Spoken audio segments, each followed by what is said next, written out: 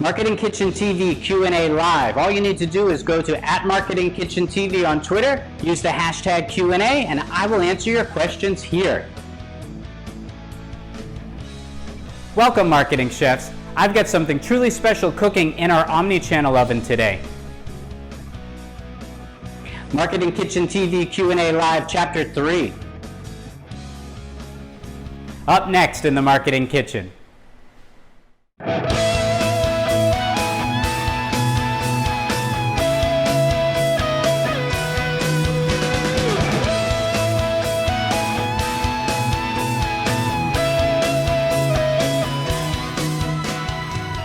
Welcome to the kitchen, the Marketing Kitchen. Hi, I'm Ron Vining, your host of Marketing Kitchen TV.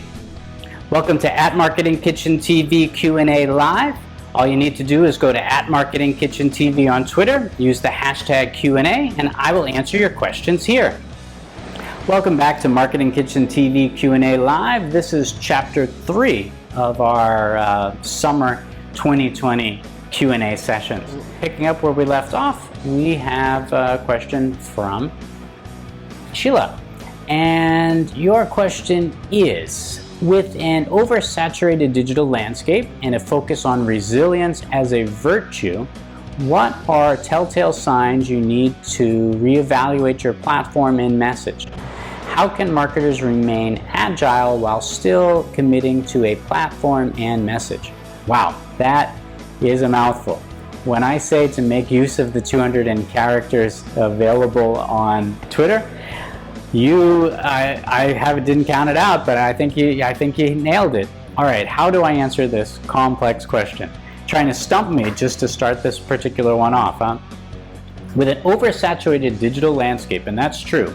We have really reached the point, if you've watched one of my videos here on YouTube, it's in my masterclass series. It's where I talk about digital Darwinism. We really are in an oversaturated digital landscape. So what does one need to do to be able to get your message out? So either get your platform noticed or get your message out about your platform. I think that's the question you're asking. What are the telltale signs you need to reevaluate your platform and message? All right, I guess I'll answer that question first. When you're not getting noticed at all. There's so many analytical tools that are available, whether that's just even baked in Google Analytics, to looking at on Twitter.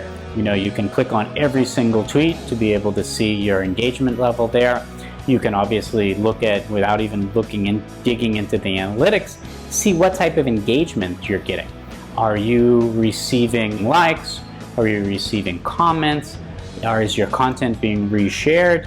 And if it's not, then something could be wrong. It doesn't necessarily mean that it is, but something could be wrong, that you're not attracting the attention and engagement that you might hope for. So for example, I started this YouTube channel 18 months ago now, and I have 1,136, I think, subscribers as of this moment. And I am halfway to monetization, which means 4,000 watchovers in a 12-month period. And unfortunately, that 12-month period is rolling. So that means it's not cumulative. So for example, I've been on here for 18 months.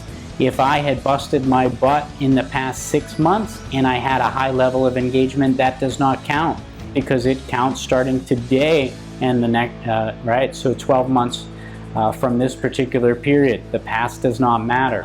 It's very important, depending on what your goal or your own metrics are, that if you're not hitting your targets, that you need to boost your strategy in some particular way. Now, I'll go back to something that I said in Chapter 1 of this series, and that was, it's about you as a business. You're over here, and then your customers over here. You as a business, what are your goals and objectives? And that's here. Then as a customer, and they're your target, what are their goals and objectives? What are their wants, their needs, their desires?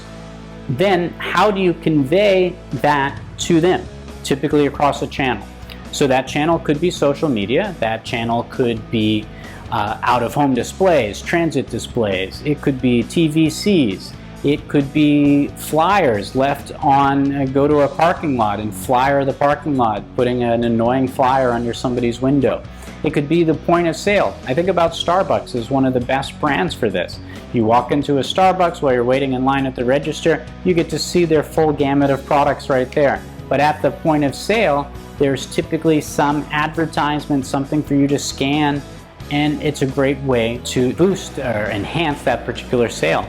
I was just thinking as I was saying that, back to my political days, one of the best, I could run TV commercials, I could do ads on social media, I could buy a billboard, I could get on the radio, I could get on TV, of course I can target on social, but one of the best and most effective things to do is to stand outside of a grocery store, again this was in the normal world, and stand outside a grocery store on a Sunday in an area where I know that that's my target demographic that's there, and introduce myself to people. There's also the visibility factor.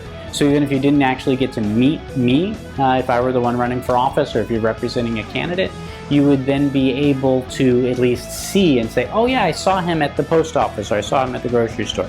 And then the very best way, if possible, and the way that I won my one of my elections, was that I actually knocked on every single door in the district. I prided myself in that over a 5-month period, and I had a map in my war room, and I highlighted every single street as I hit them. But I went to every single household in that community, and I rang their doorbell and I shook their hand. And if I didn't get to meet that person at their home, then I left a flyer there, so that they knew that I was there. And a little secret in campaigns, you carry 2 of these flyers with you. One flyer has nothing on it, no handwriting on it. You give that to the person you meet them. If the person's not home, you had pre-written a note on all of those flyers that were there, and then you give them that one saying, sorry, I missed you, let's say, and then you just sign your name. All right, anyway, I like to use traditional things that work in the traditional or physical world and then bring them online. And so how could you do something like that in a social platform, right? So there are ways that you can engage with the customer in a fully digital environment that were successful in the real traditional world as well too. So you ask about how do you remain agile while still committing to a platform and a message? Well, I wouldn't say you don't have to commit to a platform if the platform's not working for you. So if YouTube's not working for you and Instagram is, then invest more money in Instagram. If Instagram isn't working for you but Twitter is, then you invest more money there. Or what you try to do is you try to do a synergy and you try to get people. So for example, at MarketingKitchen TV, I brought that to Instagram recently because the audience is small, but I brought it there because I get a lot of engagement on my @RonaldVining Instagram profile. So I figured that maybe that would be a good avenue to get people over to YouTube. Not working so well, but I'm trying. But if the platform isn't working, then you might want to spend a little bit more time on it, but don't waste time or money on it. Go to a channel that your audience is on, because you want to construct the message in such a way that it reaches them. Okay, right. I've well exceeded my time for this one. Fantastic question. If you have a follow-up, let me know. All right, next question, our second one today. Lorna asks, why few companies engage in business model? Why do then? So Matt was talking about business models. The follow-up question here was, why do few companies engage in business model innovation? How will the era that we're in now create innovation in the current landscape of business models? Well, certainly a number of businesses were disrupted, Lorna, as we all know, as a relation to this, especially traditional, physical, real-world businesses. And so what do you do to mitigate the disruption? Well, you'd probably have to alter, in many cases, your business model. Again, going back to what I was just talking about, you're here, your customer's here. This is your channel. How do you bridge the gap if, let's say, the physical world has been blocked out now? It's going to have to be in a digital space. You could do mailings. You could start running TV commercials. You could advertise on social media. You could do a Facebook spin or do an email campaign. There's just so many, and EDM is more effective than advertising on social. There's just so many different pathways that you could do to reach out. Now, if your product or service can only be delivered in a physical way, then what is it that you do that could be transitioned to the digital? So I'm a live speaker trainer, and so I do a lot of corporate speeches and corporate trainings. I've been offered a number of opportunities to deliver them virtually, obviously, just like how your physical classroom education, whether you had signed up for a fully online class intentionally or not, became one because of the situation. So there's a number of ways that business, what was done in a traditional setting, if you reevaluate your business model, then how could you be delivering that service fully online or in a hybrid situation? And then how could you maintain that when things return to normal? All right, that was a great question. Thank you. Next question. Okay, Andrea asks, how have developments in technology impacted application of direct marketing strategies? Is there a divergence in this impact between new and established brands? How have developments in technology impacted application of direct marketing strategies? Is there a divergence in this impact between new and established brands? Direct marketing. There's a number of ways, right, that you could direct market to a customer.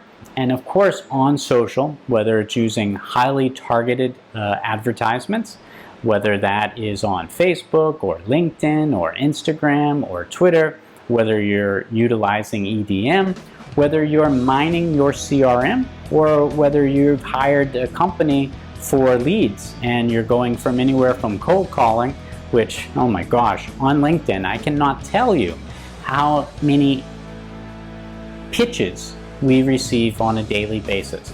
So myself, my social community manager, and all of our brands across social media, we are inundated with pitches on a daily basis, to the point where if we even wanted to hire somebody, we wouldn't know who to hire because we've received so many offers that are there. So direct marketing, while effective, is also becoming more ineffective at the moment because that's the way people are most being hit. I would actually think that if you mailed somebody something in the real world, and let's say that you mailed them a flash drive and it had your pitch on there, that might actually be more effective than doing an EDM campaign or a social campaign. Why? Just because of the fact that things are so crazy. I think if you just oversaturated. Or what if you did a campaign and you did a mailer and it had a QR code, and by scanning the QR code it went to the App Store or went to a website, and by doing that then you could redeem $5. That would be money better spent than, because there'd be at least a level of engagement than a lot of what's taking place now, just because of the fact that things are oversaturated. Is there a divergence between new and established brands? Yeah, certainly there are. Established brands are going to get more attention than a new brand. In a crowded market place, whatever it is that you want to call it, a new player is definitely not going to be noticed because there's so much noise. So if Apple puts out a message, I'm going to see that message before I would see it from Pear. Why? Because I know Apple, I don't know Pear. And it's just going to be the case. All right, that was a fantastic question, Andrea. There's so many different ways that you can direct market due to the technology tools that are there. So it's really about understanding who your customer is, what that product or service is, and that message that you're going to put together to reach them, and then what budget do you have? And then what are some novel ways that you can reach out to them in these novel times? Great question, Andrea. Thank you. And next question. I think this is our fourth one, right? Well, just making sure. Want to keep these to 4 questions. Then if I answer them for 5 minutes, then you're at 20. These are probably all 30-minute videos, but trying to keep them as short and sweet as possible, but still making sure I answer your question at the same time. Christine asks, digital transformation is great, but is remote work the best option to recover from the situation that we're in? Will having working remote as an option impacts the job market and business model like how CNBC says? Well, actually, I didn't read this article yet. Sorry there, Christine.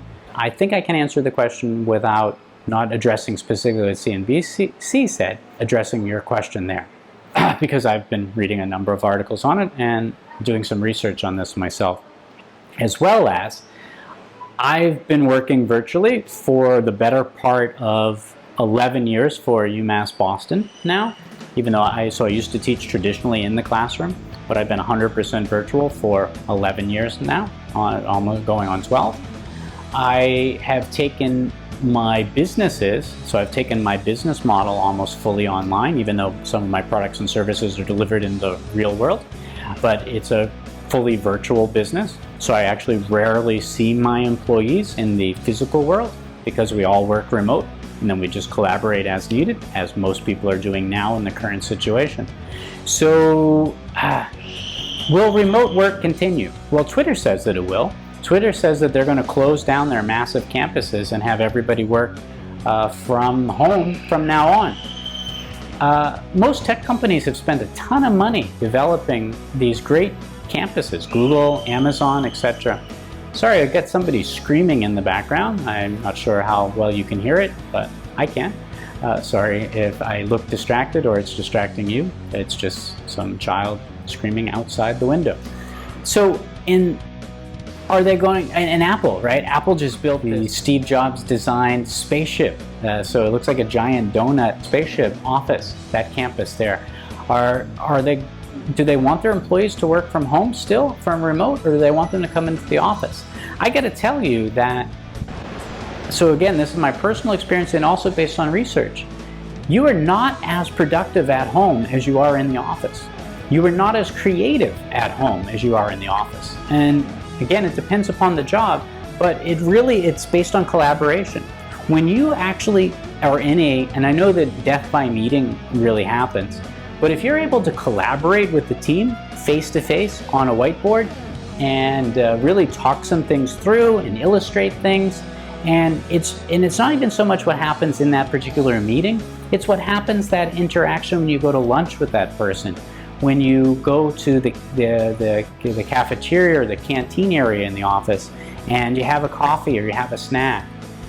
Maybe it's you shared a taxi on the way home or into work, or you went to grab a drink after work. Those interactions are where this creativity happens, where the bond, where I guess just collaboration is the word for that. It's not going to happen in an online environment. People are going to be less creative as a result of that. Now, sure, are there some benefits to working from home? Being able to spend more time with your family, not commute, waste that time on a commute, waste the time getting ready in the morning, then getting on the commute and then going, and then spending that time going back. Yeah, sure. Will there potentially be more work-life balance? Christine, I don't think so. And I'll tell you why. I work almost 24 hours a day sometimes. Why? Because I'm home and I'm working from home. There's no clear definition of where work starts and where work ends. And that's not good. So while some initial surveys might show that people prefer it, well, wait till they're doing it for a year or 2 years. While some companies might think that they're saving some money, wait till they look at their productivity numbers and see that because of collaboration, there is, they might have saved some money on rent, or they might have saved some money fully stocking their cafeteria. But if you're not churning out good products or services, if employees engaging with each other aren't innovating, then it's going to be a net negative. So while I do think that remote work will grow as a result of this, obviously it's been forced to grow right now, I think that if we look 2 years down the line, there will be more people working remotely than there were a year ago. But I don't think that you're going to see a complete movement towards that. It's sector specific, but I really don't think so. All right, that was a great question to end off this particular episode. Thanks, Christine. And we'll be picking up on this question when we return in our chapter 4. All right, thank you very much. See you in our next episode. Thank you for your questions. Remember, if you have a question that you'd like to have answered here on YouTube, all you need to do is go to @MarketingKitchenTV on Twitter, use the hashtag Q&A, and I will answer your questions here. I hope you enjoyed this episode. Remember, there's always fresh content simmering on our storytelling stovetop. So whatever happens in this kitchen shouldn't stay in this marketing kitchen. I'm Ron Vining, your host, reminding you to invite your family and friends to the next episode of Marketing Kitchen TV.